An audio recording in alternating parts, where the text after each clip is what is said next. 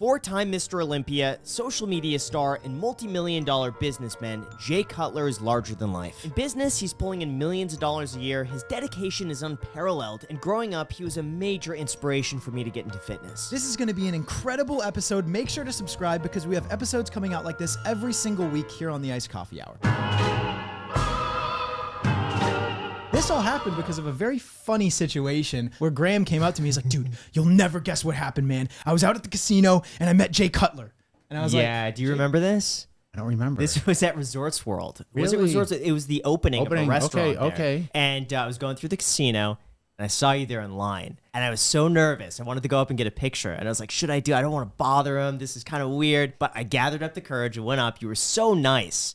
We took a picture together. I posted on Instagram. And I was like, whoa, you met Jay Cutler. And so then I thought, well, how cool would it be to get you on the podcast?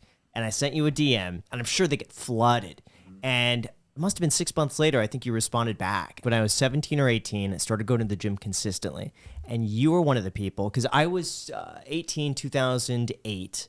And so this was like right when you were winning, like back to back championships. And so when it came to bodybuilding, and certainly, like I'm nowhere close to where you are, but I think a lot of people look to that and be like, wow, even if I could achieve 10% of that, like that's the goal. So tell us about your story, how you came up, how you got into bodybuilding in the first place. Man, it's pretty lengthy. I mean, I can honestly tell you guys that like from the very beginning, I mean, I have pictures when I was flexing when I was 4 years old, 6 years old, 8 years old. I was the youngest of 7 kids, and I was always inspired by like cartoon characters or heroes, right? So it was like Superman, Batman, and Captain America, those kind of things. I was always intrigued by the muscle. I would probably say the first influence, I was 12, and my sister's boyfriend had a bodybuilding book, and it featured the 82 Olympia. Chris Dickerson won that. And I remember seeing this physique, and I was like, man, this is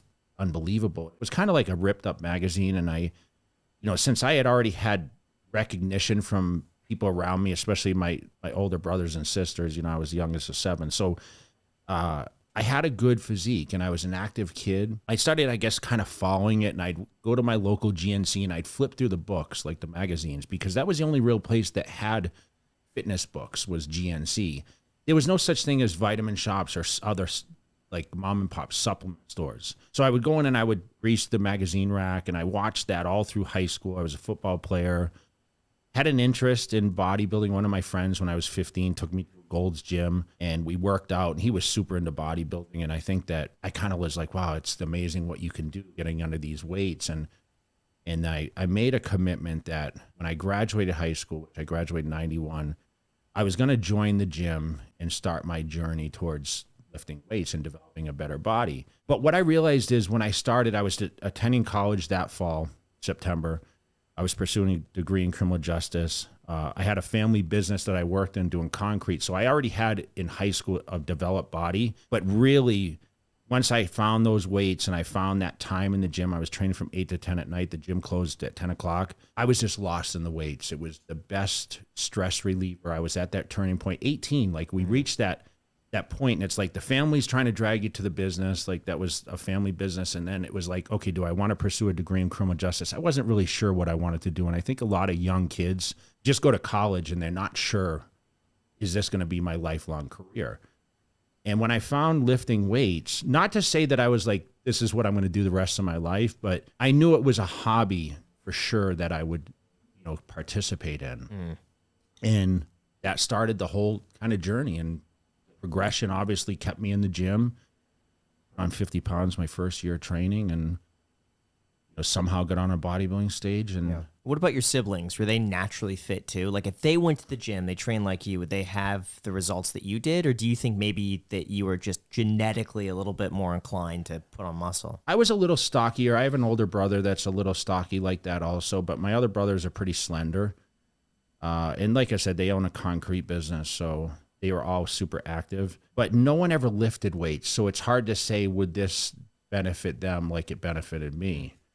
It was really hard for me to imagine, I didn't have a guide. Like, normally like the older brother or the father, like today I see now, someone gets someone into this and shows them a direction, where I kind of had to find on my own. I think maybe there could have been genetics. It's hard to really say, but genes do play a part in when you can go to a certain level like I did, like the Olympia level to win. Like you have to have something special, like it's structure, it's, you know, body composition, how you handle foods, and it's a lot of mindset. What percent do you think you'd allocate towards hard work versus just pure genetics? I think, you know, we've seen some great bodies that never really came to fruition of like being their absolute best because the mindset wasn't there. But I would say, you know, listen, hard work, like a lot of it is hard work, a lot of it, but genetics, you still have to have the right genetics. Like anyone can make progress, but to go to the elite level, when you start talking, okay, to be Mr. Olympia, like you have to have a good sway of genetics also. What do you think drew you to the gyms in the beginning in terms of like lifting weights? Was it the physique? Was it like, hey, get attention from girls? Was it the feeling? You know, I mentioned that I said, wow, if I actually put my body to work, like I would get more reaction from people. But I think more, it wasn't like I get sand kicked in my face or anything like that. Like you hear these, or I was smaller than everyone else, or I was picked on. You know, I was rather popular in high school. And for me, I strive on challenges in life. Like if something's not competitive or challenging, I'm kind of bored with it, to be honest. So at what age do you think you crossed that line of being like, okay, he's got like a decent physique to like, holy cow, like this is actually something he can compete with? Looking back now, it was the combination of doing concrete from 11 to 18, where I was just working nonstop after school vacations. It really tore my body down. So when I actually started going to college and I would be in class and I'd have more time to rest, and then I started eating the food because I didn't have any kind of nutrition program at all when I was in high school, it really, it just, my body exploded. And that's really how I would say that I made such fast progression, you know, because my body was just beat down, tired, not no nutrition value whatsoever. So back to the timeline, you were 18 when you started taking it seriously. You said you also went to college. Did you graduate college? I did, yeah. And what did you study in college again? Criminal justice. Criminal justice, right. And then did you go into work right after college, or did you go full into bodybuilding? The funny thing is you know, I graduated college in 93. And I went to the teen nationals around the time I was graduating. I actually skipped my graduation to go compete in the teenage nationals. No way. Yes. Wow. That's the best teenager in the country. And I won that in the heavyweights.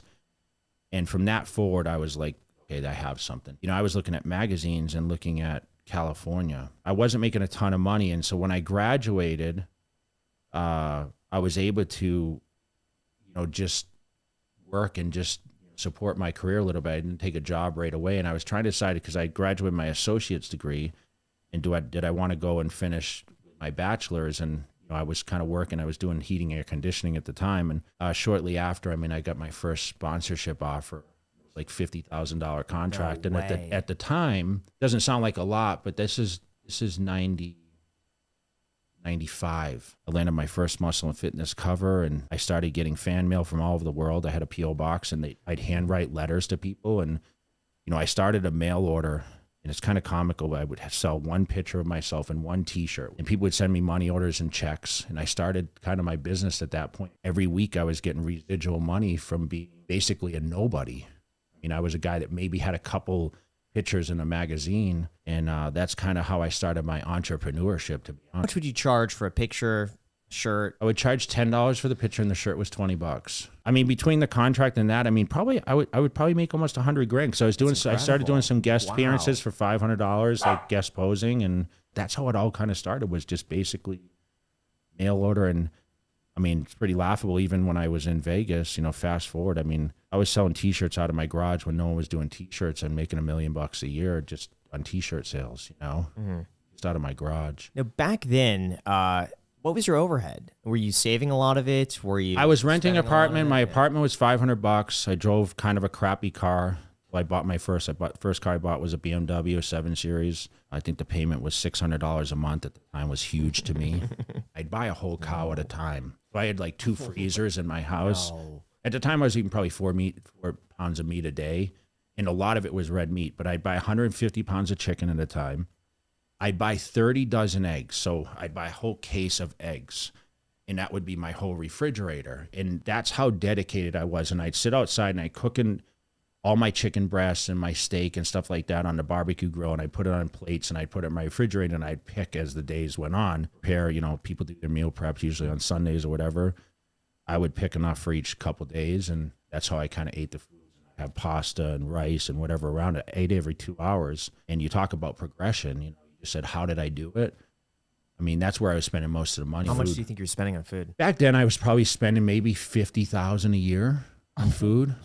Gosh. Yeah, 50 grand. Back then, too. Yeah. That was what, 95? Yeah, because, I would eat Yeah. out sometimes too, but, and I would travel and. Sure. So you said you were buying a whole cow at a time. Yes. How much did a cow cost, and how long did it take for you to go through an entire cow? It was probably a few $100s for what I paid back then. That's it? Yeah. I think it would be more. Yeah, I would have thought it would be Wow. like $2,000. No, because remember, the guy was in Spencer, Massachusetts. So people that know Massachusetts. I mean, I grew up in Sterling, so it was. I mean, I think 30 dozen. I just went to a grocery store the other day. I called my mom. I said, "Mom, eggs are $5 a dozen here." I said, I remember when they were 99 cents. And I mean, I've probably been in a time warp, but I don't really pay attention as much. But when I was buying 30 dozen eggs, I mean, I remember I was getting them for free sometimes because I would publicize the farm stand I was buying them from. And I mean, when you're eating 4 or 5 pounds of meat a day, it's a lot. How do you eat every other hour? Do you just have a Force feed. timer? Really? I would have a clock, and I would honestly just. Even I if you're always not have this. hungry? There's this quote on the internet, and it's like, I eat for function, not for taste. When's the last time you had McDonald's? Well, I mean, I still listen. Don't get me wrong. It's been a long time since I had McDonald's. Though. In-N-Out Burger, we had an In-N-Out Burger yesterday because like it? well, we did it for YouTube. Oh, it's for YouTube. But So- did you enjoy it, or was it like, I gotta eat this in and out?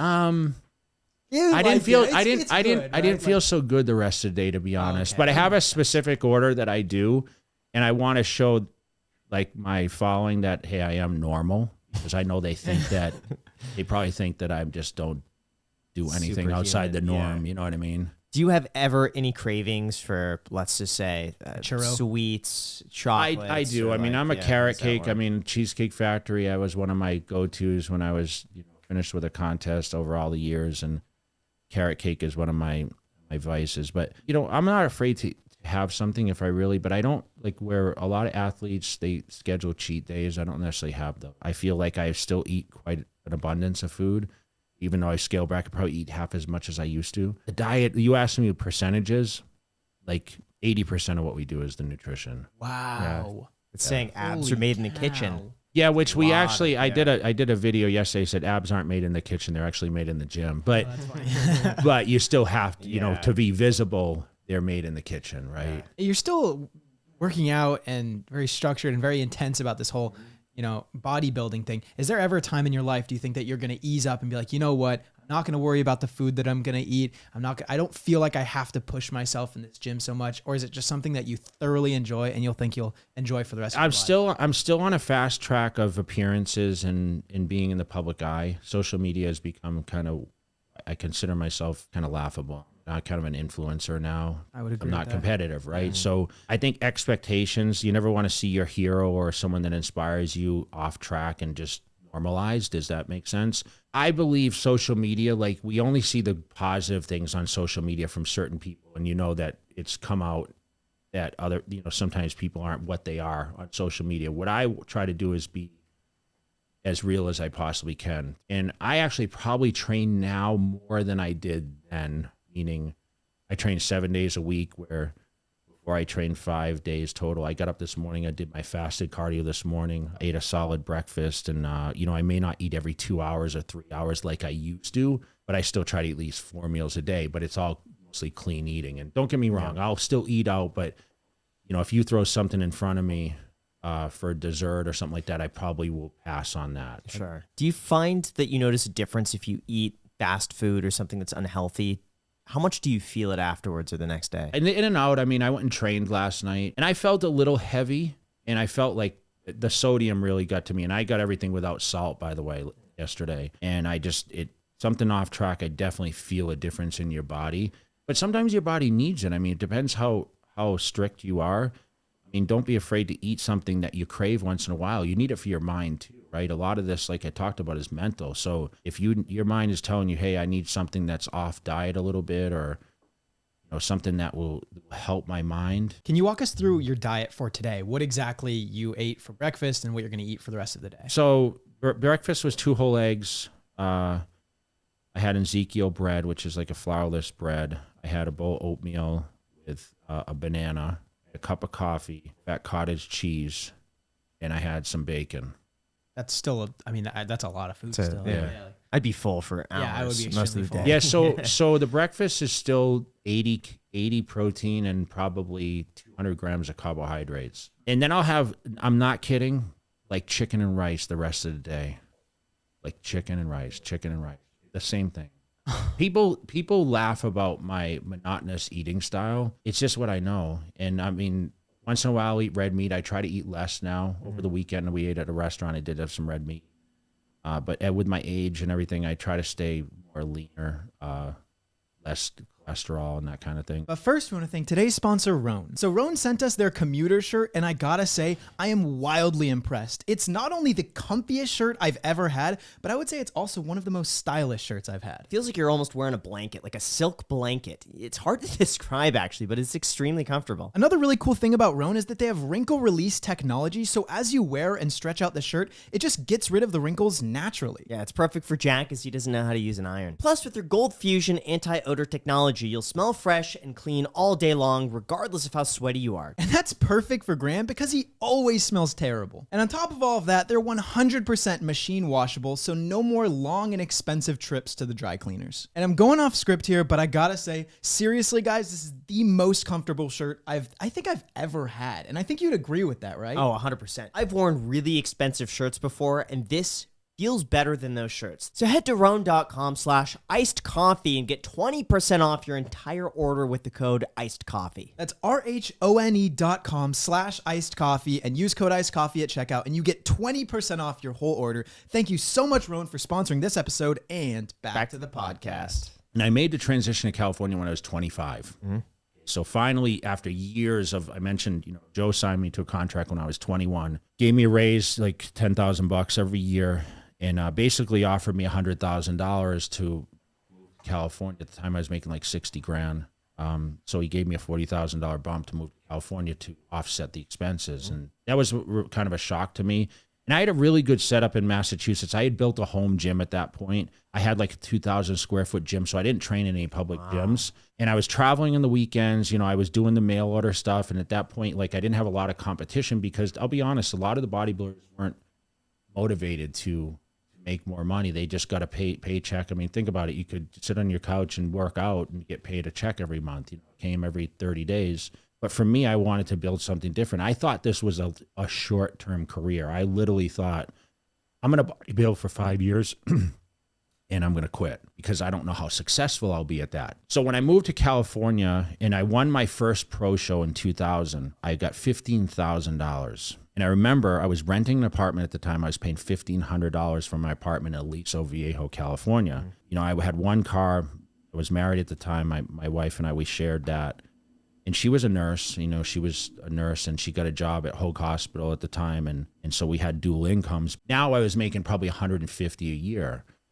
But when I won that Night of Champions, I got my $15K. I was able to go buy my first home in California. Bought a condo. I paid $220 for it. And that was kind of the start. And then I went on the tour that fall. I went to Olympia. I finished 8th. And I went on a European tour, started collecting money. And then the next year I got second at the Olympia and I was winning 60 grand. So now it was starting to really roll. The guest appearances were starting to fly. And I made my first $1 million when I was 29 years old. How was it balancing a relationship at the same time as keeping up the schedule? Because I'd imagine your schedule is like, it's got to be. It's always a strain on the relationship because it's a very selfish game. Like you're eating, sleeping, training. You're very secluded from social gatherings and whatnot. What was that like coming in second? Who won first place? Ronnie Coleman, yeah. So how close were you with him at the time? We were pretty close. I mean, he was an idol of mine. I really wanted to stand next to him, but I was never even compared. And so when I was able to place second in 2001 next to him, it It was in Vegas. So when it started to migrate to Vegas, obviously I moved to California in 99 also. So I was kind of a driving distance. So I kind of settled myself in Las Vegas and a week prior, and I got acclimated a lot easier than the other guys and landed that first, second place. And man, it was like I had made it. Like that's the first realization that I could actually be the best bodybuilder in the world. It took a lot longer than I expected. I didn't win until 6. Yeah. Can you say how much you make winning a Mr. Olympia? Well, at my peak, I won 200. Today it's around 400. Okay, so I won 155 the first year. I think I went up to 200 max, but 155 was my first prize, and it doesn't seem like a lot, right? Be the best in the world at something, but the endorsements that come along, it's just endless. How do those look? How do you pick and choose which companies you want to work with? Do you have someone negotiating these on your behalf, or they just come to you? I didn't. I was always my own agent. A lot of the times for my career, like I used products, or I sat, looked at what could be potentially something that I could utilize in my career. And, whether it's workout gloves, belts, supplements, clothing.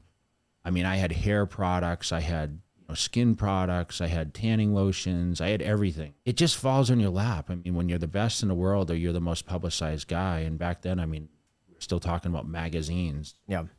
I was on every page of every magazine, and I had the biggest supplement sponsor company out there, Muscle Tech, and I had an 8-year contract with them. Now, how do you stay on top? Because I'd imagine 2006, there's a lot of pressure. You're going to do this again, winning again, and keeping that momentum. How did you do that? Your fear of losing.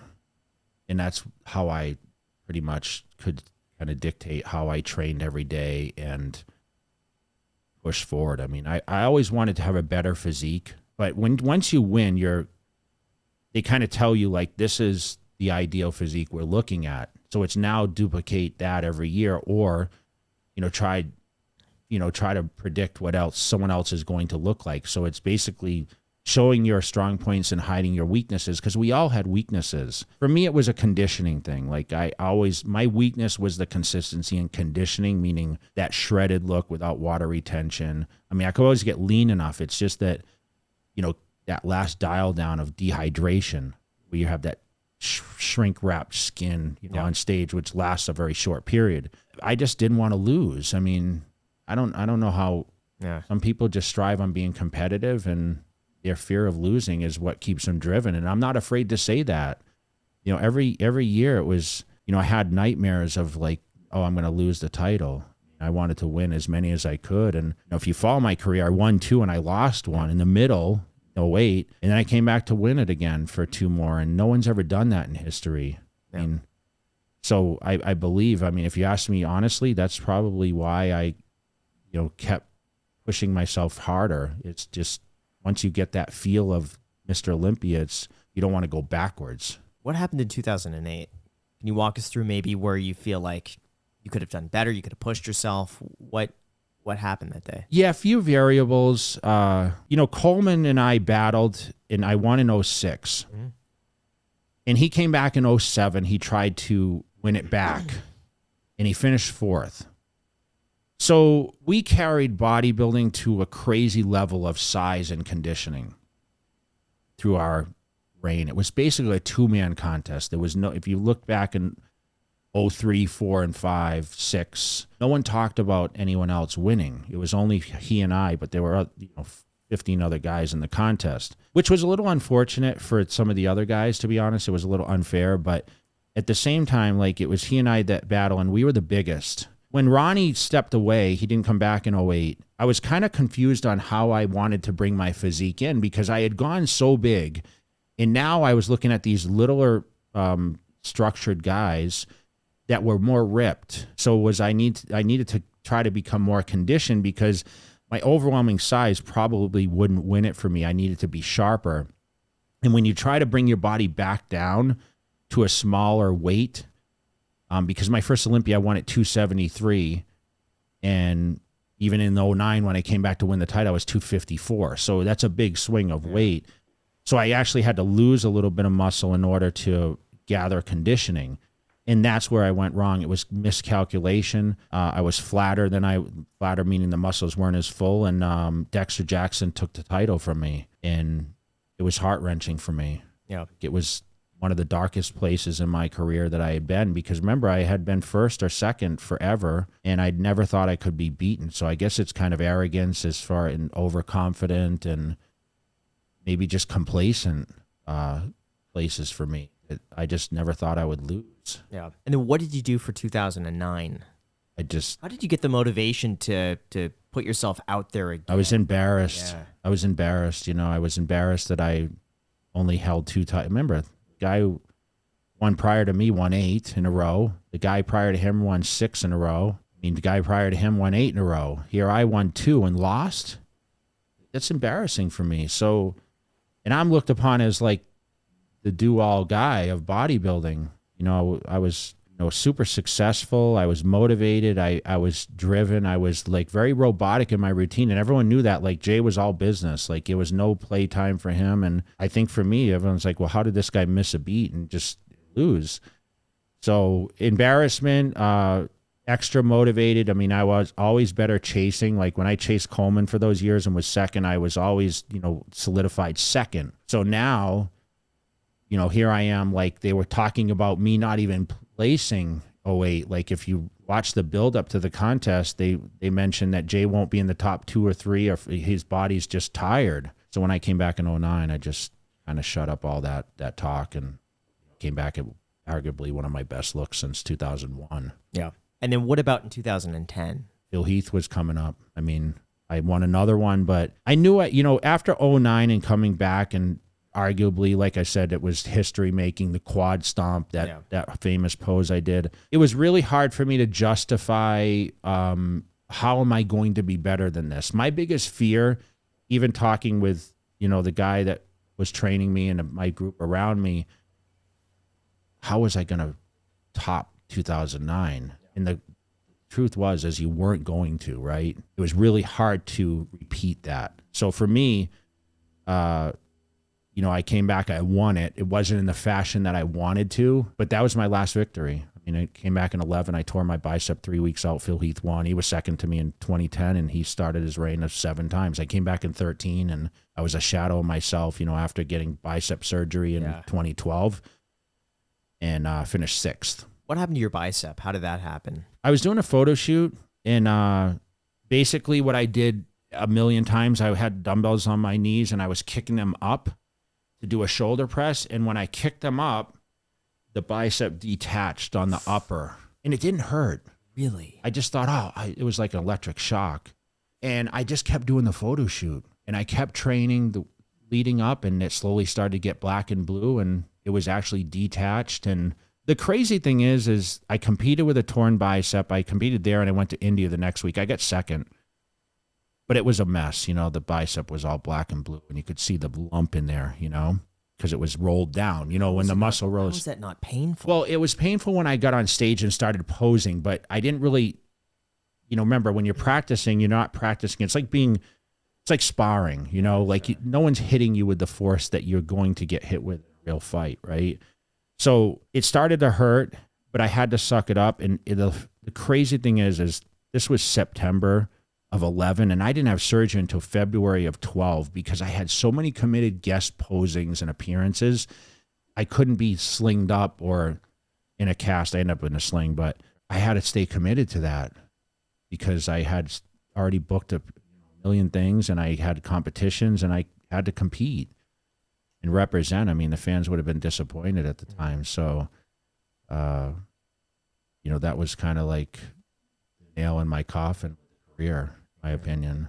It's crazy because just listening to this conversation, the way that you talk, you have one of the most intense focuses that I've ever seen, I think, on a guest on the podcast ever.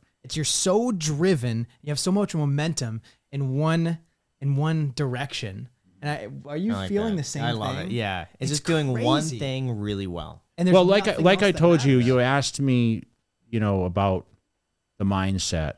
And I told you, like, it's, I balance a lot of things now, but I try to do like one main focus thing, like at the best of my ability, right?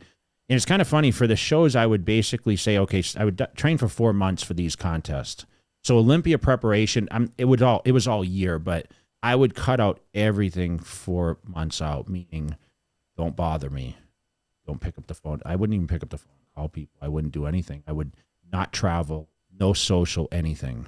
It was like straight tunnel vision focus for training. I was training twice a day. You know, I was in the gym twice a day. I do cardio at home 2 times. So I was basically training 4 times a day. You said in an interview or some sort of video I watched on you this morning that to be as successful as you are in the space, there needs to be something wrong with your brain.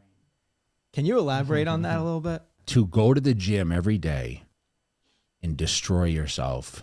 And you have to go to a really dark place, especially the last few weeks. Like you're low on calories and you're dizzy, you're tired, and you're pushing yourself beyond. But remember, we build up like you eat all this food and then all of a sudden you have to pull all the calories back to get on stage. Like it's kind of it doesn't make sense, right? Because you got to build your body up and then strip it down.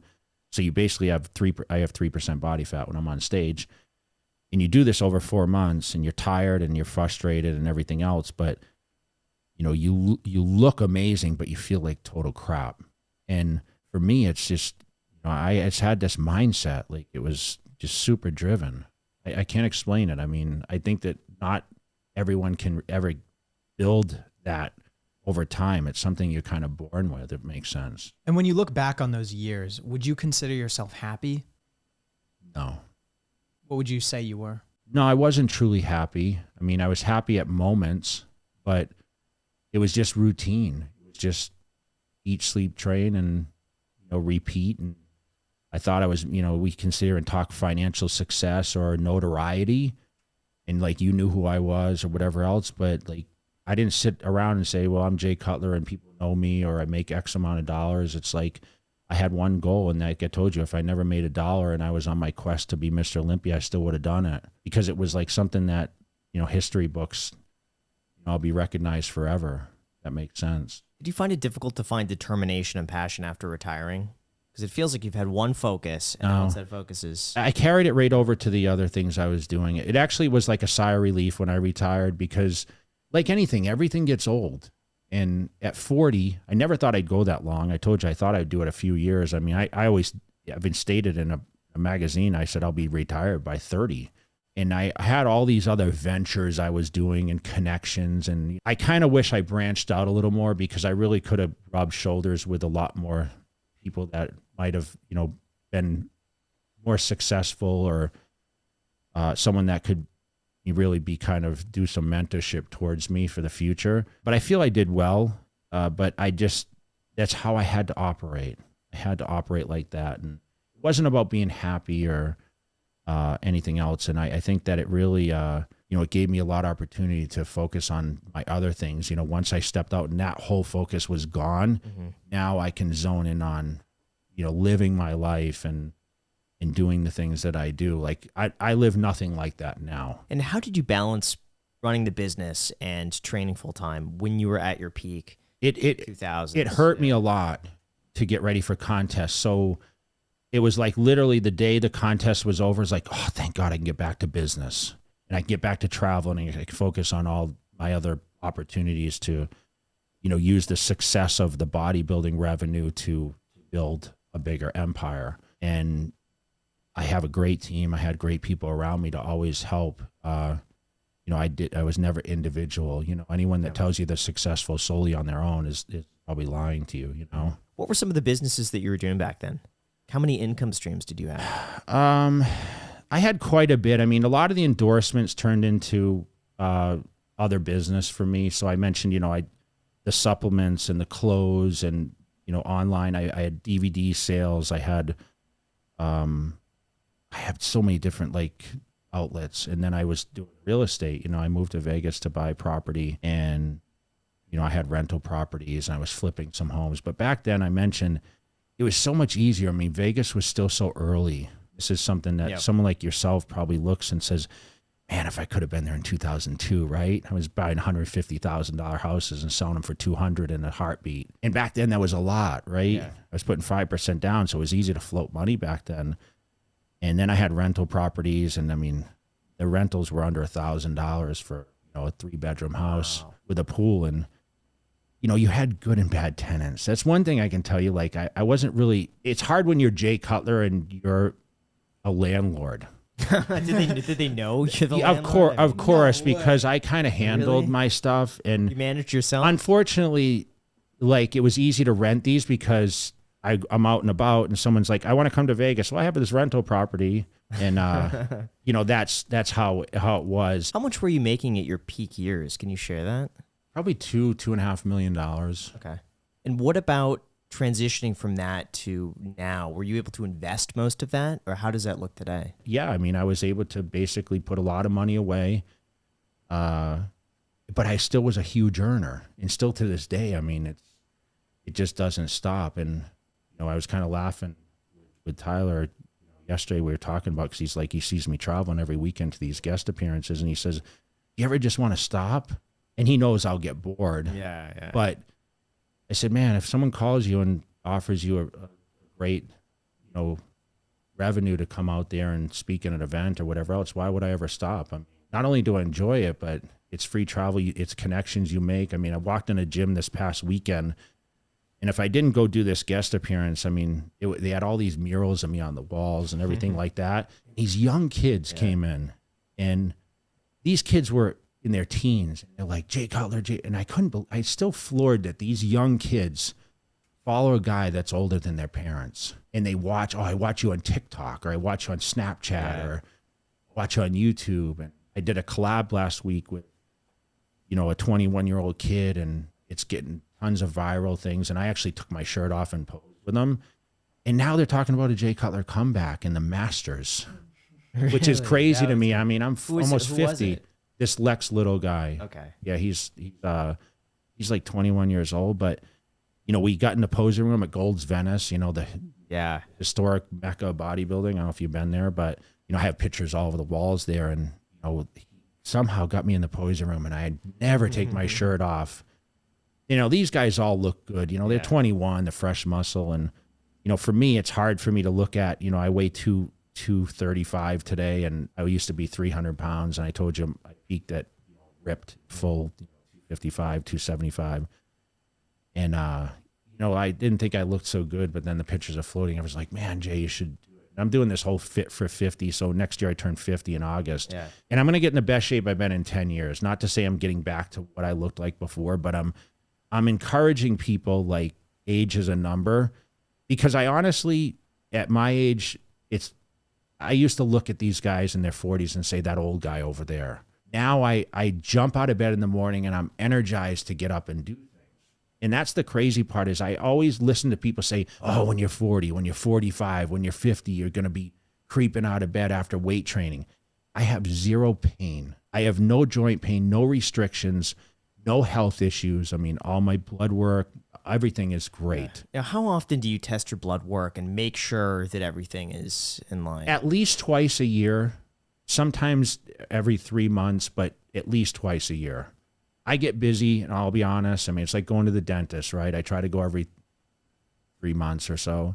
I'm very conscious of my health, because I realize that, you know, what I did in order to look the way I did, I definitely feel like it had some wear and tear on my body. I mean, putting substance in my body to try to, you know, build the biggest physique, I mean, it's not necessarily natural.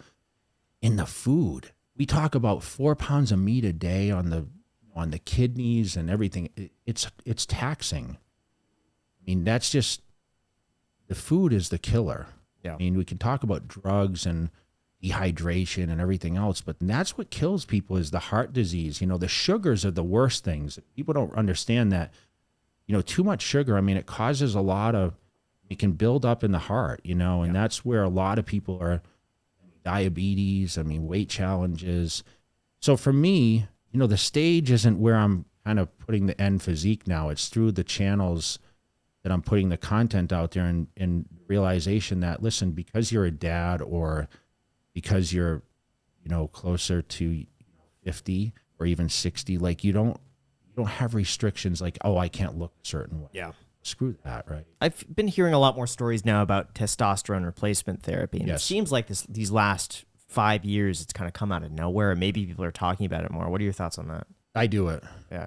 I do. But the confusion is what is necessary for someone to replace what they're missing. I mean, they say at 35, your levels start to drop. That doesn't mean everyone. I mean, with a balanced diet, rest patterns, and everything that is suitable in stress, you can maintain a healthy testosterone level. It doesn't mean it's going to go to zero, but unfortunately, someone like me that used steroids on and off through my career, it's going to have a hard time for my body to kick back, especially as I get into my age. So I've chosen the path of testosterone therapy. I take around 200 milligrams of test a week. Okay, it's an injection. That's what's been prescribed to me. And my levels aren't crazy. I mean, last test levels I had were around 660, which is a mid-range. Yeah. I mean, some guys are thousands. I mean, if you're, in the 2s or 3s, they consider that a little lower, but not a point where you have to choose to take testosterone. Yeah. I think it helps. Obviously, someone like me that voluntarily used testosterone and other compounds to build my career, I'm going to have a different outlook than a person that's probably never used PEDs ever. So, and I'm not a doctor, so I can't sit there and say that this is healthy and this long-term, but the studies have shown that, lower testosterone can lead to a lot of negative side effects more than just going and replacing it. But, people have this misconception, it causes cancer or this and that. What doesn't these, right? Sure. I mean, I use a lot of Splenda in my instead of sugar, and they say that that's not, the best thing. And, a lot of things that we drink, I mean, choose a lot different routes, right? Yeah. But I think that it can benefit. I would suggest to anyone, if you're feeling tired or you feel like fatigued or whatever else, I would definitely, in your blood work, definitely have your testosterone checked. Yeah. I've heard a lot of entrepreneurs now are doing that, Jack. It's extremely popular. It seems, yeah. But I don't know why. It just seems like the last few years, people are, I think it's Joe Rogan, because he's really talked a lot Does he about do it. I believe so. Yeah. But he says you have to do that in addition to training, eating right, sleeping right. It's like, it's like a supplement, right? Yeah. It's like I sell fat burners, or like you have to work out and diet around them. You can't just take fat burners and head to the shop, right? There's a combination of things you need to do. But like I said, you can balance your testosterone with a better diet, less stress, great sleep patterns. And sleep is probably the most least spoken about issue with people. Cannot sleep because either stress or their schedule's rigid, or they have sleep apnea. Like a lot, especially in the bodybuilding arena, or people that have gained weight have sleep apnea. I would say, you asked percentages, I would say 35% of America has sleep apnea. What even is sleep apnea? It's waking up, choking, you can't breathe. It's blockage, and you have to sleep. You have to go for a sleep study test. your airway gets blocked as you're sleeping, but it happens so it's a number can of that times. just like wake you out at REM sleep? Well, people can die. then, People or- can die. Yeah, you can't get into deep REM because you wake up every 2 minutes, like choking, But sometimes because you don't you realize stop you wake up, breathing. right? You don't realize it. Right. That's really interesting. One thing that I've been hearing a lot recently as well is just getting your blood work done in general, that you should do it like one time a year so you can check all of your levels, because I know some people personally that didn't realize they had a problem and they just thought that the way that they were living was just normal life until they got their blood work done and they saw those statistics and numbers and they're like, holy cow, this makes a lot of sense. They find supplements to fix those numbers or whatever, and then they feel what it's like to be truly, balanced. Yeah, I think at a certain age it's important. I mean, not to like all along, because of what I did for a living, I always had blood work done. But like cholesterol, I mean, people should be checking cholesterol, blood pressure. I mean, a lot of people end up with kidney issues because of high blood pressure. And that, like I said, it's all like today's society, stress related. I think people drink too much caffeine often. Sometimes I have to watch Look at me, Jack. I mean, I'm sitting. I know. Yeah, 2 cups. It's fine. But yeah. I sell pre-workouts and whatnot, and I just launched a 400 milligram pre-workout caffeine. Gosh, 400 Holy milligrams. Yeah. And I have a group, I have a club, like a thing called Cutler Club, and it's a whole group of avid lifters and whatever else. And I was on a live feed last night. I do these live feeds every 2 weeks, and I just launched this, and one of my guys said, I probably shouldn't have taken 2 scoops. So he took 800 mgs, and it has a lot of other ingredients. What was his workout like? Tyler took one last night, and at 6 o'clock, the biggest mistake ever, you know. How late were you up, Tyler? Until like 3 a.m. You were up till 3 But he was drenched with sweat. We went and trained at Kilo Club right Yeah. here, and I never seen anyone sweat that bad. Oh my gosh. I'd be afraid of taking that. For me, 1 cup of coffee is good enough. Anything more than 100. I'll be happy to send you some just to see if you want to dare to try. That sounds you know? fun. You can take a half. You can take a. You can take a half a scoop. I got some you know? bankroll coffee for you. As well. So you can try the bankroll coffee and see which one you prefer before the workout. We kind of addressed it, but why bodybuilding? Does it come from a place of insecurity? No insecurity whatsoever. It was more. I wanted to make my family proud. I guess my parents, and for me, like self achievement maybe. And I think that anyone that goes in the gym and lifts weights, it puts you in a different place. Like it's a great therapy. I always say this: people drink or smoke to try to reach what I get out of the gym, if it makes sense. And you don't want to understand until you actually get in there and your mind is clear. I could tell you at 18 when I joined that gym and I was there from 8 to 10 at night, all those stresses of like the family, the school, what I was going to do in life went away. Why I was lost in that weight training, and that's why I stayed with it, and that's why I still do it to this day. Has anyone ever tried to pick a fight with you, or have you been in a fight? Yes. What happened? Can you talk about it? I've gotten into fights. I'm not someone, I mean, obviously at my age, I'm not trying to fight anyone. Today, MMA is pretty rampant. Like the littlest guy sometimes can be the toughest guy. But back in my era, I mean, my size intimidated. But of course, I mean, you walk in a nightclub and, you know, you got bigger arms than someone else, and, you know, the girl looks at you and all of a sudden, and they're like, Really? you know, but now today, I'll be honest, I mean, I'm pretty known, so it's not like I'm that person, you know. If I'm not known as a badass, I guess if you're a UFC fighter or something like that, people want to pick a fight with you, right? I mean, it's like asking Dwayne Johnson or, I mean, like someone like Hulk Hogan, well, you know, would you ask those guys, like, would you think that people want to fight them? But I'm sure they've gotten their gifts a little bit too. But, you know, I get my traffic stuff. I mean, sometimes it's like cut you off and they start flipping you off. And I mean, I've stopped a couple times. And, yeah. Oh my God. But I'm a I little. would be scared. If that happens, You get out of I the car, see you just keep getting out. Yeah. You just keep getting bigger. But I don't want to cause any altercations at this point. I feel like all you really have to do is just like roll up the sleeve. Yeah, a but little that bit, they're doesn't like, that "All right, doesn't yeah." mean anything these It days. doesn't, I but mean, you know, if you look at it, it's scary. It's really. I mean, maybe to you. So, you know, maybe Jack, that see would now it's going to expose you, man. Anyone that sees you in traffic I'm and not like, oh, intimidated at all. that guy's a pussy, you know. I'm not yeah. And do you think all of those forces that you had constantly being pushed onto your body, whether that be like, you know, steroids or a crazy diet or pushing yourself all the time in the gym or all of the pre-workout and everything, was turning you into a different, affecting your personality? You know, I don't think, you know, they say these, you know, these roid rages and that kind of stuff. I never necessarily had that. I think people would say when I got mad, like they just knew that I took steroids. So they like, oh, he's having a roid rage. You know what I mean? It's one of those things. Like if you got mad, you know, I'm looking at you, I'm not considering you as someone that uses PEDs, right? So I'm kind of like, well, that's just, you know, you're at it, you know, you're angry, like you have maybe just an anger issue, right? Okay. So I think it's just easy excuses, you know, well, that guy, you know, he's having a roid rage or whatever. But no, I don't think it necessarily changed my personality. I mean, obviously, as you get, your status becomes higher, you get on a certain level and you feel like a little obligated for certain things. There's no question. I mean, I love to fly first class now, and I don't like to fly. You know, if I can't get a flight, I get a little disappointed if it's not comfortable for me. So those kind of things, I guess it's just more of an ego sense. So I guess, you know, you would say I have to have a little bit of an ego if I'm trying to be the best in the world at something.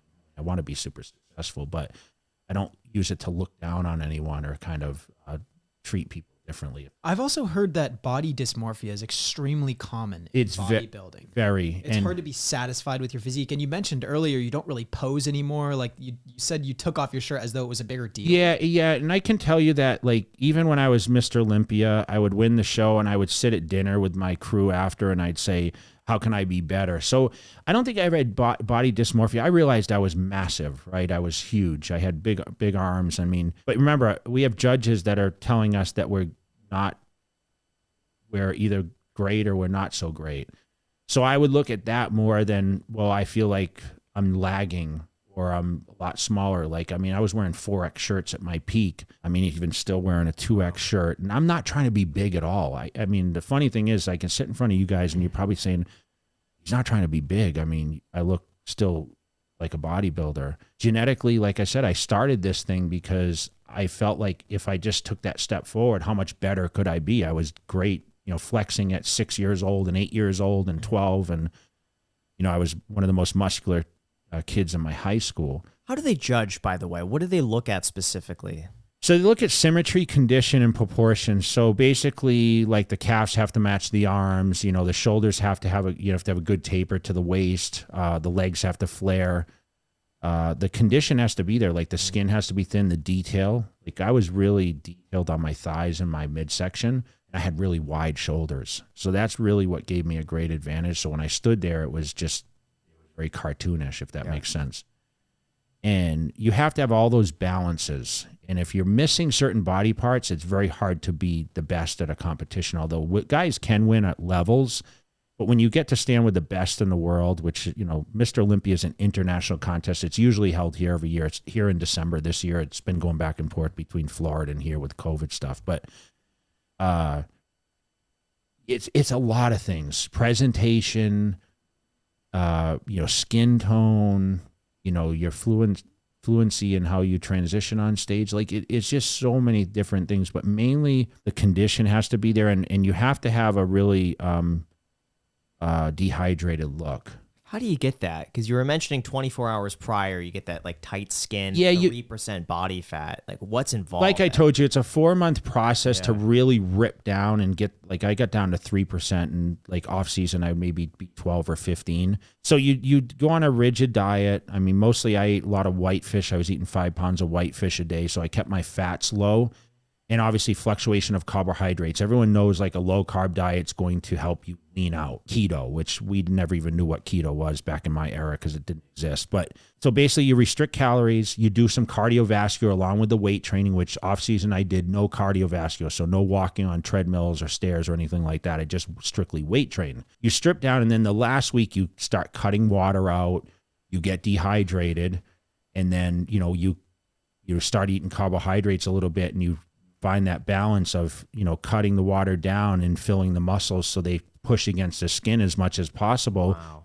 And you create that shrink wrap look. So it's kind of different where you take out the carbs and the last week you add them back in, but you cut water at the same time. So you get the fullness in the muscle, because a lot of carbs bring glycogen to the muscle, which is, the filler of the muscle. So it pushes, and then you dehydrate. So the skin gets super thin, and then you get that limited time where you're just veiny and shrink wrapped and cut. You get on stage and you feel like hell, but you look amazing. Wow. Is it tiring when you're on stage to like be flexing, or like do you feel like you're pushing yourself very hard? You practice. So every day I would do 30 minutes, like at least 6 weeks leading up to the contest. So that was 7 days a week practice the posing. So there's like 7 or 8 poses that they call. So you see you see everyone do the front double bicep, or you do the most muscular. Like those are all part of the poses: side chest, back double bicep, back lat spread. We have those mandatory poses that they call out, and they put us in a line and they compare everyone. Then you have your free posing and whatever else, but it's mainly those 7 or 8 poses against the other guys in a lineup that separates you, and that's how they do the judging. But it's very subjective. No one's punching someone out or scoring points.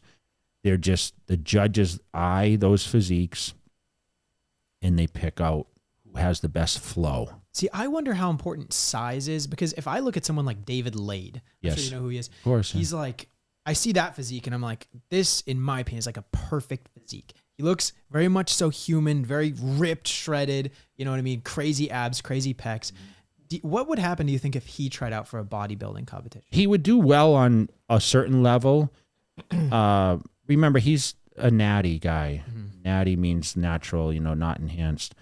So at levels like something like that with conditioning and certain flow to his physique, now with the different divisions, in a bodybuilding contest, he'd get destroyed because he's not on the lines of bodybuilding because he's taller. And, you know, when you're taller, you can have shorter guys that are more stockier, that are filled out a little more. So now you have classic physique or men's physique, which he probably could do well in. You know, as far as like trying to stand next to someone like me, that'd be really difficult. But I mean, he's a lot younger than me, and obviously he's not enhanced or anything like that. That's probably too much for me. I mean, yeah, it's too much. I'll never be able to achieve that. But Do you think, I mean, he's not that big in person, guys. That's a very attainable for you. I could put you on a 10-week program and put you in that shape. You know? 10-week I program. think I could get like that in 10 weeks. Wow. Yeah. Really? If you were dedicated, yeah. And what would that involve? Training and probably clean up the diet a lot. You know, I don't know how strict you are in your diet, but I feel like I'm strict, but I don't see that great of results. how many meals a day do you eat? Probably not enough. Yeah. Probably 2 to 3. Not enough, yeah. Your metabolism's not going fast enough. Yeah. Remember, the more you eat, it's like feeding, you know, wood or fire or coal to a fire, right? The more you feed it, the larger the flame gets, right? Yeah. That's kind of, you got to think your metabolism the same thing. So every time you shoot food at it, it keeps the body burning, and that's how you want it. See, part of me is like, I got a bit of a belly that I got during COVID, and I want to eat less to get rid of that and just to have more of like a flat stomach. But I think that doesn't coincide with, you know, building muscle. And so I'm in that weird in between where it's like, I don't want to, you know, grow out a gut. But The amazing thing is, yeah. even with your diet right now, if I said to you, Graham, I want you to walk your neighborhood every morning when you wake up for 30 minutes. Well, here's what I've done is almost 3 months ago, I said for the next 90 days, I want to go to the gym at least 5 to 6 days a week for 1 hour. And so I'm on day probably 80 something of that. And of that 1 hour, I always do 30 minutes of cardio, and I just track on the treadmill. Usually it burns between 250, 300 calories. I've noticed a bit of a difference, but I feel like I should be noticing more. And I don't eat dessert. I eat very little sugar. The only sugar I really eat throughout the day that I know of is probably a little bit of cream that I put in a coffee, Not maybe much, twice yeah. a day. That won't affect you. Yeah. But in the morning, I eat a protein bar with coffee, and that's usually all I have until probably 12, maybe 12:30. Then I'll have probably a pre-made salad at Trader Joe's, or maybe some leftovers from the night before. And then its dinner could be mixed up between sushi, steak. Your protein pasta. levels are probably too low. That's probably it. Yeah, I mean, what's your body weight today? 130. So I would say, let's say you have 100 pounds of lean muscle. Yeah. Okay, if you really took all the stuff away. So you should take in 1.25 grams of protein per pound of lean body mass. So you should, let's say you need 125 grams of protein, you're probably not taking in that much. Probably. You know what I mean? Even if you ate, think about it, even if you ate 40 a meal, times 3, it's only 120 grams, Right. you know? And you probably, a chicken breast, an 8-ounce chicken breast is like 40 grams of protein. Right. I mean, 12 egg whites is, an egg white's like 3 grams of protein per egg white. So Yeah. you'd have to eat 12 egg whites to eat 36 grams. Right. And you're probably not eating that. So I think you're probably probably, if true, you yeah. bumped your protein up, even if you used a protein shake or whatever, I'd be Yeah. happy to send you some Cutler Cool. nutrition. I yeah. would love to try We that. should have brought but we'll make sure I make would sure we love send to it. try that. I'd be happy to send you Shout some. out your supplement companies. Yeah, Cutler Nutrition, very easy. Yeah. There we go. What advice would you say you have for my physique if I'm trying to get that David Late look? Obviously, I can't get that extreme. First of all, you got to but- shave the arms. You know, it will show Really? more muscle definition. Yeah. Why? Well, look at his pictures. He doesn't I have any kinda body like hair. leaving on my chest hair and my arm hair because it hides Well, you know that. like the fat. You know, that's the weirdest thing. Like when I started training, you know, I remember doing the competition. Like you need to shave everything. Okay, everything. Because remember, we had to put on these little posing trunks, and that was the strangest thing for me. Like it took a lot of work to shave down the body. Like I had a razor, I'd have someone do it for me, and it was continuous. Once you start, you can't stop. Like to this day, like I'm still shaving my arms and my chest and whatever. I just don't let it kind of grow out like that. And you know, I tried doing waxing for a while on my back and everything, because once you shave your back, it's like it grows like crazy. And you know, that's probably like maintenance is the hard part. But I would definitely say, you know, just focus on getting leaner. I mean, you're looking at David and saying that's inspiring to you. Remember, it's all about being cut. And I could tell you that both you guys need to clean your diet up a lot. Yeah. Like focus. If you said, okay, for 5 weeks or whatever, I'm going to pay attention to a good diet, you'd see a lot of progress. So for the past couple of weeks, ever since honestly we had Liver King on the podcast, which was what, like nearly a month ago? Maybe. Yeah, I've been really just eating like a Chipotle bowl, which is usually what I have for lunch, and then chicken and potatoes or chicken and rice or steak. And you're training consistently? Yeah, I would say consistently. Yeah. What did the Liver King teach you guys? Like if you walked away with one thing you got out of him on physique wise was what? The liver. The liver. Eat the is liver? key. Yeah, he says like basically like lot of high raw protein. meats, yeah. lots of meat. I've never had liver. You haven't? No, Does any part of you want to? absolutely not. Yeah, neither. Same with me. He's got crazy abs, that guy. Yeah. Have you seen his ab routine? I watched a little bit, yeah. It's crazy. One of our influencer friends actually shot a video with him. This guy, Jesse James West. Yep. He's one of my favorite YouTubers. Yeah, I so saw that video too. he's a lot of energy. Yeah. We've done a couple videos together, and he kind of told me like the Liver Kings team kind of like did all set up everything that was inside that video, because normally he's like very structured with how he shoots Jesse. You know, he's very methodical about his approach on doing his YouTube videos. He's very dedicated. Actually, you know what's funny is that he was living with David. And they came to Vegas, and he hit me up. Jesse wasn't super popular then, and he said, I want to shoot a YouTube. And David came, and he didn't work out with us, but Jesse shot with us. And he was at 500K, and he's like, I'm going to hit 1 million by the end of the year. That's my goal. And I was kind of like, okay, yeah, whatever, you know? And he went to 1 million. Now he's at 2. Yeah. But, it's nonstop. Like, we were just in LA last week together shooting for Young LA, and he was like telling me, I'm doing this project, and he just texted me yesterday, and he's like, hey, can I get you and Ronnie Coleman together? Because he shot with Ronnie Coleman recently, and he's always thinking like, what's the next thing? Yeah. But the Liver King, I mean, I'm intrigued by what he kind of puts out there, and I still don't understand a lot of it. I mean, crazy midsection on the guy. Mm-hmm. But are you doing abs more since seeing his abs? Did he sit abs. here with his shirt off? Yeah. Yeah. He doesn't put on a shirt. Really? Yeah. And I was Doesn't wear saying, a like, shirt ever. even at the casino, I'm like, you're staying at a hotel. Do they No want you way. to put on the shirt? He goes, no, I'm Liver King. I don't wear And a they shirt. don't care, huh? I saw him on the strip greeting fans in a video. Yeah, wow. Yeah. Yeah, that's what he was here for. So he did some stuff. So in Vegas. He came on a what'd you podcast learn? and- Liver. Liver, I mean, he just said take, what was it? Immense momentum in one direction, which is kind of what I alluded to you a little bit earlier. I honestly learned a lot, but not much of it was like about like physique or physical activity. It was more other stuff. Yeah, I think the most surprising part was his diet was a lot of raw meats. And that for me, like he brought out a whole plate of like, there was a testicle on there, liver, heart, kidney. Yeah. Did you eat it? Yeah. What did it taste like? Honestly, okay, no, don't say horrible. 'Cause I I was- know you were gonna say horrible. It's I was not about to say, horrible. honestly. Yeah, the testicles definitely was one of my least favorites. Just flavor. I even know,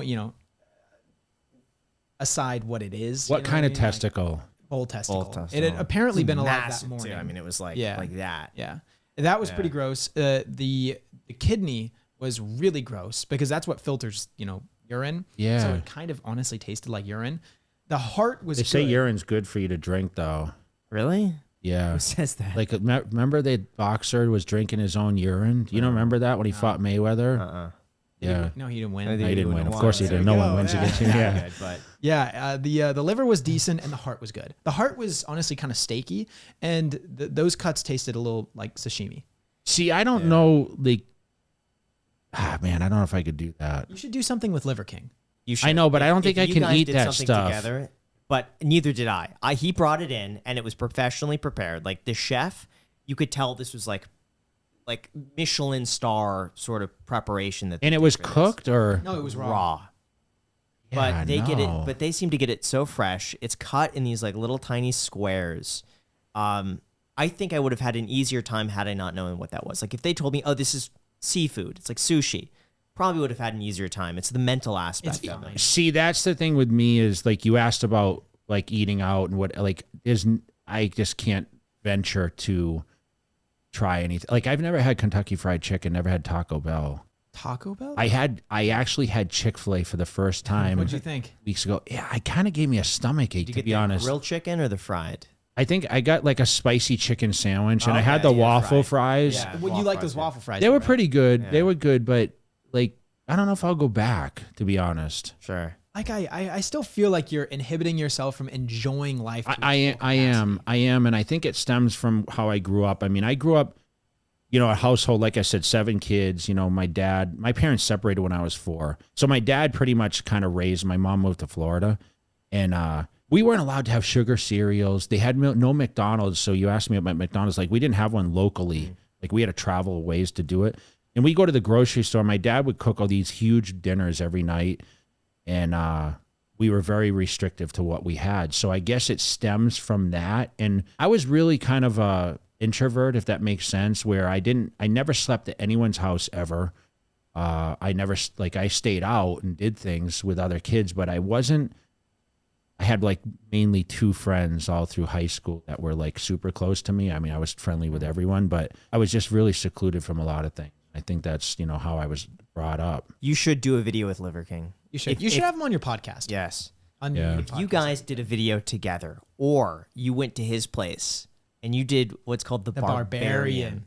Yep. I trained this morning for that. Yeah, this would be a video guaranteed. I don't know what that is, though. That's what Jesse James West did. Oh, he did. Okay. Drag the sled with like 130 pounds, 20-pound ankle weights on each hand. You're wearing a backpack that has, I think, 70 pounds in it, and you're holding 70-pound kettlebells in each hand. You walk a mile, and you can never take the backpack off. With that, though, I would have no fear of failing. I mean, you would be able to do it easily. You say that, but just because I'm me and like what I've achieved 20 years ago, dude, is different from now. Yep. I mean, I'm not the same person. Remember, I'm almost 50.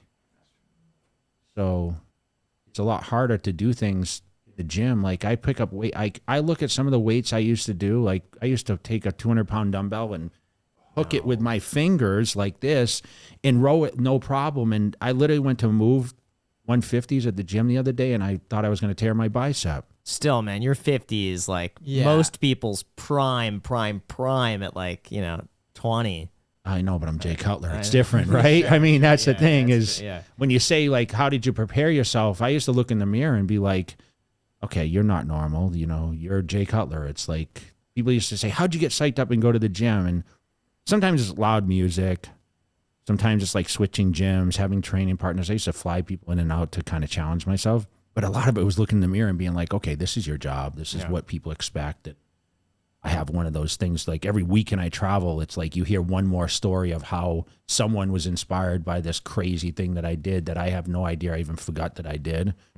And that's really what kind of continues to be a driver for me. Yeah. Did you ever have any financial goals? Like hit $1 million net worth before 30, hit 10 million before this age? I never really did. I mean, I always said I want to retire from bodybuilding and, not have to struggle. And I think, there were certain things. I wanted to buy a home. I wanted to drive a nice car. My original goal was to buy a Corvette, drive it across the desert with the top down. Like that was my dream to California. Listen to Journey soundtrack. I had all these like little things, and I blew past all that. But never, although I've reached a, financial freedom, I still to this day don't talk about if I could make this or make that. It's more, when you have a brand and you are the brand, it's more about being recognized. I think for me, if you said in the end, like, what is your whole goal with this thing? And I want to be spoken about as like one of the greatest bodybuilders ever. And that means all around, not just competitive, but like giving back and people learning from, and, being a figurehead that is inspiring to people in all aspects. And I feel I've kind of achieved that in a sense. I mean, just by the feedback that I get and my interaction on social media, like I try to learn, and, I surround myself with a younger generation of people. And, that's kind of really, what intrigues me now, because everything is moving so fast, and what a year ago was happening is way different from today. So what's your strategy right now with social media? Do you have platforms that you prioritize? Yeah, I mean, I'm still working YouTube consistently. Instagram obviously has been something that was introduced to me back in 2012, and I have all my business on there. I use Facebook still. I have 6.5 million on Facebook, so I still think that has an audience. TikTok, I think, has really been the most thing people have talked about over the last year. And I brought someone on to, to help me with that, to kind of understand it a little better. So I'm just creating more informational posts now, meaning instructional and more about mindset, motivation for people, and really to show like knowledge from someone that's been there, done that. So I think the content is really, you know, and like I mentioned, the podcast is important for me because it's not just me going to the gym and visually you watching. It's like getting into the mindset. Okay, how do you prepare for this? You know, I talk about my travel experiences. I talk about some finance on there. I think right now everyone's in fear of what's going to happen over the next 3 to 6 to 12 to 24 months. I mean, we don't know what direction it's going. We keep hearing all these. Every time I turn on YouTube and I watch a lot of finance people, all I hear about is like, get ready for the worst destruction ever. You could thank this guy for that. You know, they don't know what's coming. And it's like month after month, here we are, and the world hasn't fallen apart yet. You know, and we talk about, you know, I watch Vegas real estate because so many people are moving here for the state income tax and leaving California, and they're going to Texas or other places to Florida. But everyone wants to buy a home. They're like, oh, is the crash going to come like 2008? And I don't think we're going to see 2008 again. I was in 2008, which, by the way, was my biggest earning year in professional bodybuilding ever. Yeah, sure. Because everyone went to the gym and started buying supplements that year, you know, when they lost their jobs and they were depressed. But will we see a reduction, you know, 20% or what? I mean, I think that's what they're kind of saying. I think probably. Yeah, it depends on the year. I mean, the rates are scaring everyone, but I know people are still buying because they're like, you know what, I'll just refinance, right? They think the rates are going to come back down to 2, but we never see. It's like gasoline going back down to 3, right? Is it going to happen? That's what everyone is saying right now, is that they're, oh no, a few years they'll pivot and then I'll refinance it, you know, 4 or 3. I don't know if that'll happen. We could stay at 5, 6 for a while. When I took the loan on my home in 2007, the current home I live in, and I paid 5.5%. And back then that was an amazing rate. Mm-hmm. So when we got down to our 2.5, you know, realistically 3, let's say what it was. I mean, I know people talked about a 2%. Depends on what you bought. 2.8. Exactly. Twice, so yeah. in my credits A+ and everything. So man, I don't know if we're going to see those days, right? I don't think so. I mean, that's kind of free money in a sense. Even one of the auto loans I had on one of my vehicles, you know, I bought a G-Wagon with the tax benefit. You know, I got a 1.9% interest rate from Bank of America. Did you buy the G-Wagon? Was that before 2021 I bought it. Okay. So that was right as they were selling over MSRP? I got it slightly over sticker. Okay. And now it's still going way over sticker, but I financed through Mercedes for 6 months they ask you to hold that, and then I refinanced with Bank of America, and I got a 1.9%. Today, I called a few months ago, said, what's the rate at? 5%. Yep. So it's inflation. I mean, if you're on there shouting about, you know, what the market's going to do, I think everyone's living in fear right now. And listen, airline tickets, I fly consistently. It's like double what it was last year. Pandemic. I remember one of my friends who had over 100 doors, you know, called me. I'm so scared because, you know, pandemic thing. And I remember thinking, oh, it's going to go away. And all of a sudden it's like they locked us down, and it was like, oh, wow, this is real. Yep. I never imagined in my life that the world would close.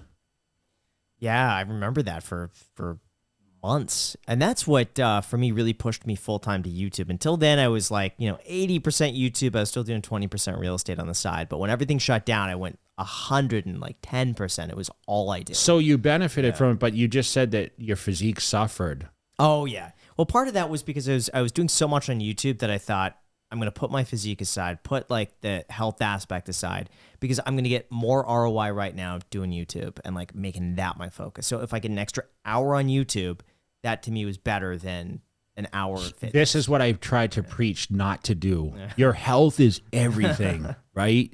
Your health is everything that you, like, without perfect health, how successful are you?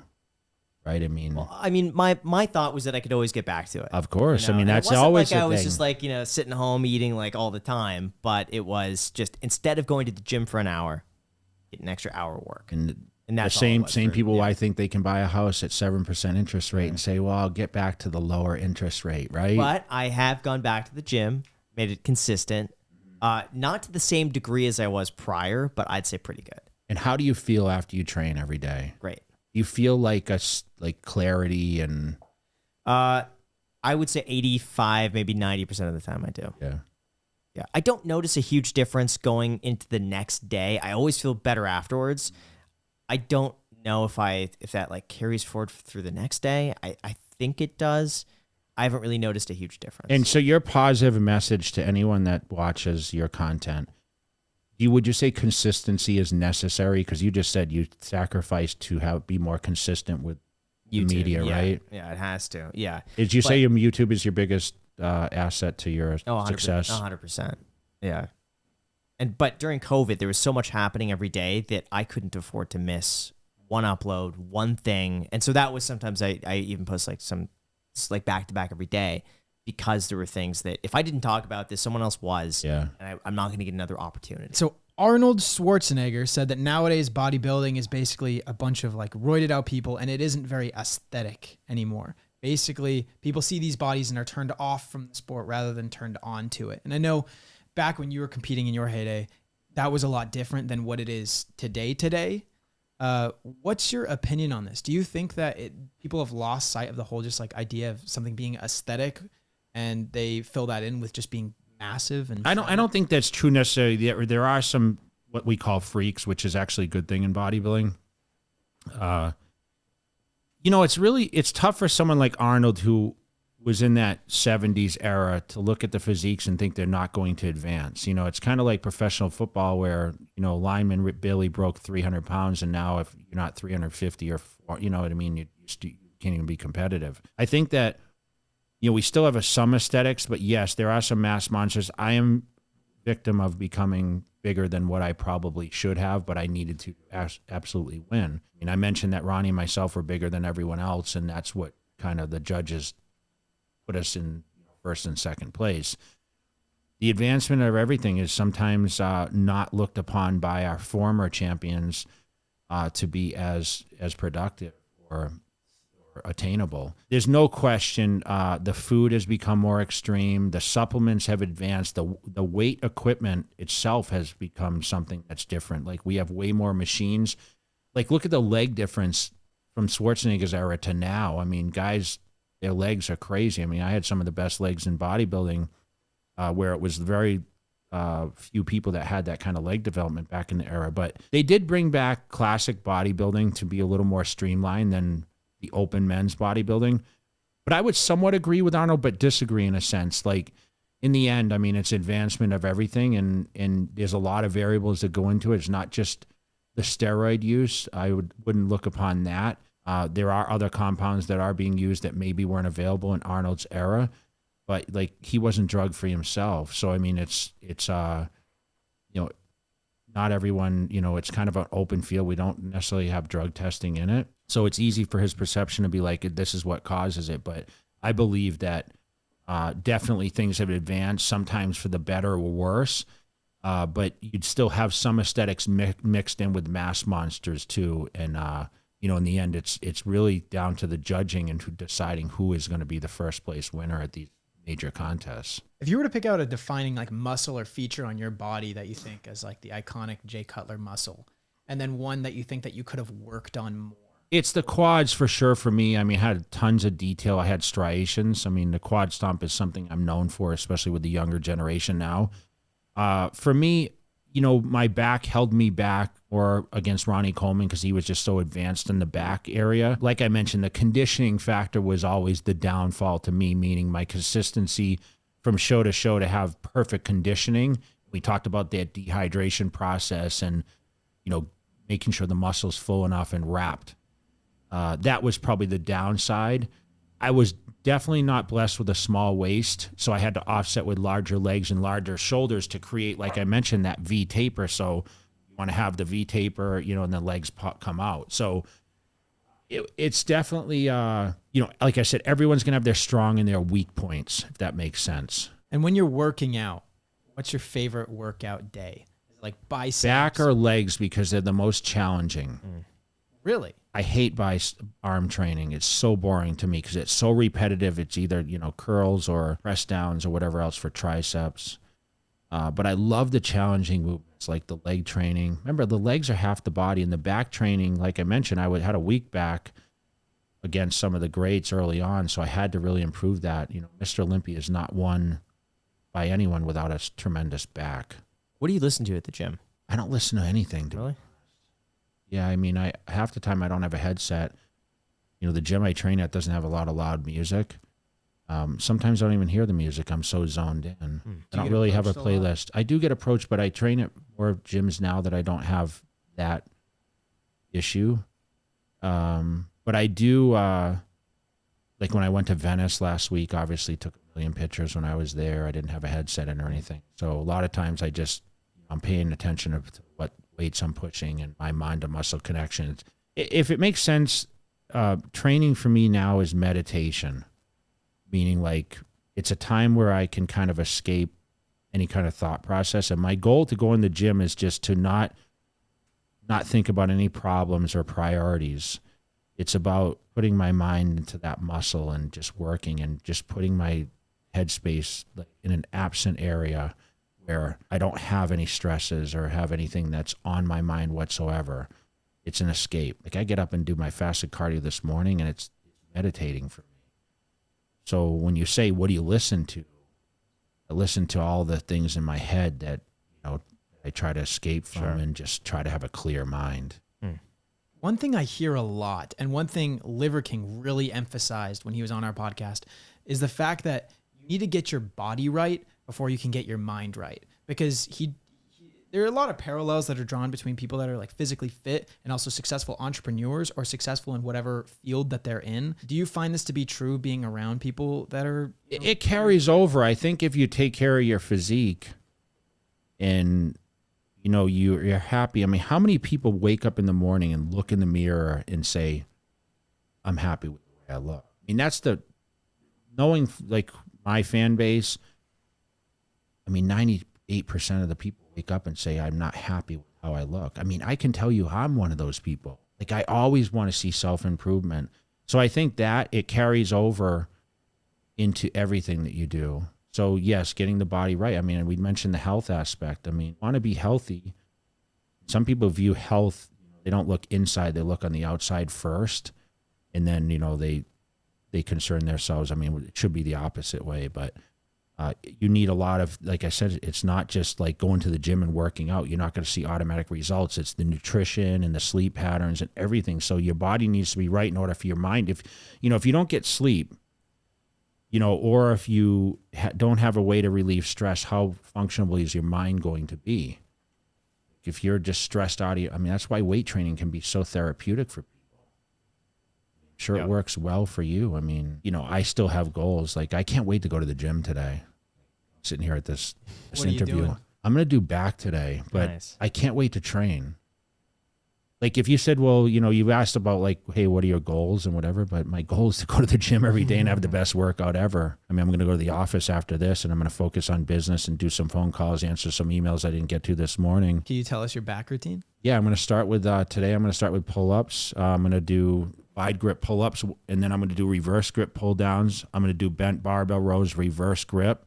I'm going to do a one-arm dumbbell row, and I'm going to do seated cable rows with a closed grip. I already know because I already thought about this so before. cool. Wow, that was Like every day. Is that the Yeah, whole, is that the whole every day, workout? every day, because it's always different. But I already went through. I visualize the day prior, like what I'm going to do. So when I walk in the gym, it's just not even. It's robotic, right? But I already visualize like how many I'm going to do 8 to 12 repetitions or whatever. I'm going to do 12. I'm going to try to get 12 reps. But I already know, like I can already visualize the weight stack and putting 180 on the seated cable rows, and I'm gonna do one arm rows with the hundreds.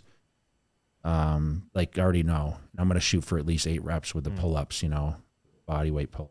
And is there a specific workout or one rep or something that you look back on, you remember that to be one of the hardest, or if not the hardest thing that you've had to do? For example, like maybe you were doing bench and there was, like you said, when you did, what was it, like 500 or something for 550, two? yeah. 550 for two, like that second rep right there. Or maybe you got like a nosebleed or something when you were working. No, you know, I used to squat until my nose bled, if that makes sense. So we had this mirror at the Gold's Gym in Worcester, Massachusetts, and there was a lot of spit on the mirror because the squat rack was up against the mirror. So the guys would, you ever see the guys squat and they go, and but I would actually squat until like so much blood, it was like my nose would bleed, you know, and I thought that was the coolest thing at 18. And you guys are sitting here like, what the hell? Yeah, but you know, listen, that's what I mean. Like, you have to be a little mentally messed up to push yourself. Think about that. I'm sitting on, you know, people look at me as like, oh, you know, Jay is a successful, you know, entrepreneur and bodybuilder, you know, one of the smarter guys in bodybuilding. And I'm sitting there telling a story how I squatted till my nose, how great that was. Like, that's the levels we pushed ourselves to. That was the metric, was like, okay, we're going. But you know, I used to do lunges. I remember Gold's Gym, Sahara Decatur. We had a Gold's Gym there. It's out of business now. And I literally would drag the bar outside and I put 225 on the bar and I would do walking lunges in 120 degrees. And I thought that was the coolest thing ever. And I remember like throwing the bar off my back and trying to catch my breath. And the air is so heavy because it's over 100 degrees. And you know, the summers, I was training for Olympia. So this was like July. Think about that. The bar would just be burned. Oh, well, it was hot, you know, but I would stay out there for maybe, you know, 15 minutes doing these lunges back and forth. You know, I would do at least 10 steps per leg. And I thought that was the coolest thing ever because I was striving to be the best in the world at what I did. And I used to think, this is what I'm going to think about when I stand on Olympia stage and win the title. And it's exactly what I thought about. Like, I kind of had flashbacks every time I won, like, of what it took to get there. I remember like being in Massachusetts, trudging through the snow to get to the gym in Worcester when I first started. I remember driving to Maine and, you know, 2 hours up there so my nutritionist could, I take my clothes off so he could see how I looked and make adjustments to my diet and drive 2 hours home. I'd spend 4 hours in the car and literally 15 minutes like in his condo so he could adjust my diet and then drive back. I did that on all my days off. I'd fly all over the country to do tissue work. I did massage therapy, like neuromuscular therapy, and I had therapists all over, but I had one in California. So when I moved out of Aliso Viejo and I moved to Vegas, I would fly back on my days off every week to have this guy work me for an hour, and I would fly back. I mean, it would cost me $500 for the, you know, trip back and forth, but I didn't care because it was, you know, tuning my body to be better on stage. So we talk about the prize money at the Olympia. I spend all that 150 or 200 on all preparations. You know, you hear about LeBron James, he spends $1 million a year to tune his body to be his best. Like, that was my asset. So I figured, okay, if I could keep putting the money into it. And today I attribute a lot of that, like, dedication to my success of walking around without pain, still being able to train. A lot of guys in my era can't train like this. They're finished. Like, they just have aches and pains, or they're just not interested. Like I said, bodybuilding was something I loved when I was 12, and I still love it just as much today. And I don't plan on competing again, but, you know, I have different goals. What's this? So this is the newest adventure. So this is a pet butter. So I have one that's, it has glucosamine and whatever in it, but this is more of a flavored one. So this is for dogs. You know, it's a little treat for them. So it's basically healthy peanut butter, because a lot of peanut butters don't have great ingredients. But this is the start. So these are my two little ones here. So that's Daisy and Capone, by the way. Oh my gosh. So this is my newest kind of launch out. This is the start of my pet products. Yeah, we can't say the word peanut butter because she goes nuts. Oh yeah. That's the one food where she just goes crazy for. So I want it. So when you check it out, you know, you just mix it up a little bit and give her a little bit each day or whatever, and healthy fats. Can humans eat this? Of course, yeah. It tastes really good, actually. Really? Do you eat this? Yes, of course. I give one for the dogs and one for me. No way, because I actually ran out this morning. Yeah. I literally ran out. I was like scraping everything. So if you kidnap one of these, it's okay. Okay. This one has more flavor to it than that, because that's more for joints and everything else. That with the Wow. added glucosamine. So Yeah, I'm looking at the ingredients. Like, this sounds delicious. Yeah, I'm Like, I excited. would eat this. All right, I'm gonna taste. so put this on your toast tomorrow morning. Yeah. You know what I'm saying? Thank you. Sweet. How do you stay looking so young? It's almost 50. I mean, Yeah, your you don't- face. Yeah. Yeah, talks early. I don't know. Is it water as well? You're Yeah, I drink a lot of water. You know, I use sunscreen. I use a lot of lotions. I try to stay out of the sun as much as. And it's crazy. I live in Vegas, right? You stay out of the sun. You know, I have a pool in my backyard too. But I think, you know, I walked outside this morning. Actually, I did my cardio around my neighborhood, and I think stress.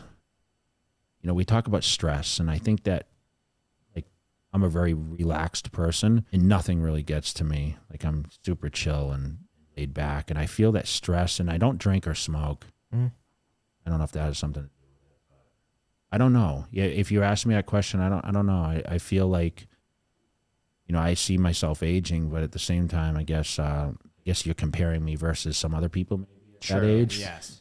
And I think that the better question is to ask those people why you don't look young. Right? That's good. Cool. Is there anything else, Jack? No, let me double check Yeah. to make sure I hit every one of these. Yeah. Hey, that's it. Is there Thank anything you else so you much for want to coming talk on. about? No, I mean, you know, I appreciate you guys having me on, and like I said, I'm always interested. It's so cool that you're local here, Yeah. like, you know, and I wish when you met me originally, you would have said, "Hey, I'm actually on YouTube," or you know, maybe at the time you weren't interested in doing a video, Oh, but I was. I messaged you right afterwards. oh, really? Yeah. Okay, so you know, it's just like I said, you know, my message to everyone is, you know, the consistency in life. And I think that if you asked me like what kind of drives me is, you know, having the feedback. Remember, I travel so much and I get feedback from people on, you know, why they follow me. And sometimes I ask people, how do you know who I am? Because they're a younger demographic or they look like they necessarily don't work out, right? And it's just the smallest thing. Like I picked up a magazine or I saw something on social media, and it's relating to like something that I did in my life. And I think that's the coolest thing ever, because selfishly, I worked to become the best bodybuilder in the world. And honestly, all I cared about was, you know, in the beginning, getting featured in books, you know, winning on stage, having all these. I have a crazy trophy room at my house, and I look around that room and I don't get the satisfaction I did 20 years ago because I'm not in it anymore. And I think that, you know, there's going to be more champions that come along in bodybuilding, but there's going to be more people in life that, you know, follow people on different aspects. And I think it's a unique opportunity for me to have the platforms that I do. It's very interesting to see someone like yourself that I'm probably sure that you never imagined it would be this level, right? So we keep spreading our messages, and, you know, I'm all about positivity and, you know, just consistency with what you do. One thing I can say about content and messages, it has to be constant. And I think that someone listening to this will learn that, you know, much driven and focused I was, like it was a lot of consistency, right? In life and in general. So relationships, you know, lifestyle, everything is constant. Appreciate you guys having me. You're welcome. We'll link to everything down below in the description. Thank you Yeah, for yeah. coming To on. It's follow. great meeting Really you. appreciate And it. I man. can't This wait is to so hear cool about know. this barbarian challenge. Yeah. I can't wait to maybe see the physique progression. All right. Yeah. You know, don't let him kind of beat you See, as he far hasn't as trained. I This haven't morning I trained was yet. dragging the sled. I was Yeah. wearing the backpack. Kettlebells in hands, 57-pound one. So don't let me down. So I expect you to complete the challenge when it. We said January, right? January. Yeah. And you're gonna film it, right? Yep. Yeah. I can't wait to see it. So Yeah. Cool. Thanks, man. Awesome, If you guys, want the yeah. connection to Liver King, just let us know, too. I appreciate that so much. cool. Sure, he Thanks. knows who I am. So Oh. Oh, that was amazing. Yeah, it was- Holy cow. You want to get the